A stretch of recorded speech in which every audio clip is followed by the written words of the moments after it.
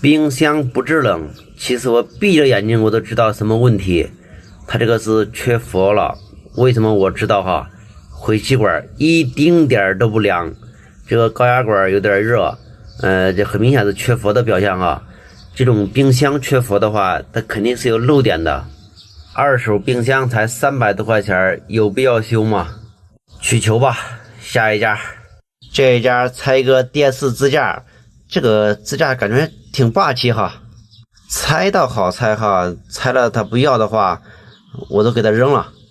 这个架子人家不麻烦我了，哎，算了吧。强扭的瓜不甜。第3个活，安装止水阀。哎，还别说哈，最近这活还挺多。开水没问题。这家是检修房，家里没有人，那我都不客气了。谁家有人，把大门给我开一下。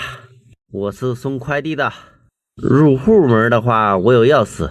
像这房子房租1个月都得5000左右。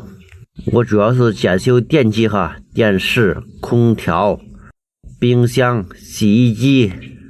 二话不说，3个空调都得先打开，运行几分钟，然后才算正常。现在电视也安装好了哈，滑歌有线。输入方式一个一个来吧。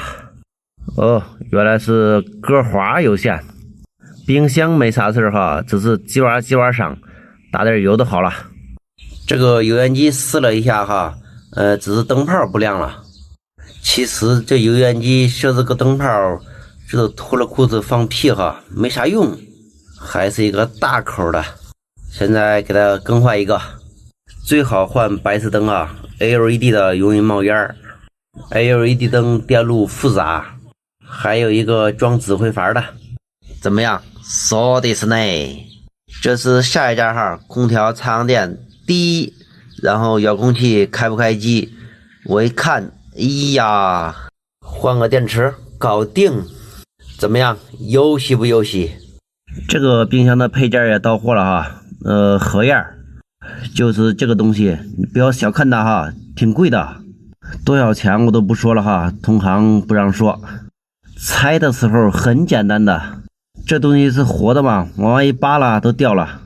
这是新的，上下门都先插上。这个装的时候也有点技巧哈，我是把这个门哈，这2个门都往外扒拉，然后插进去之后，然后往里面一推就都上去了。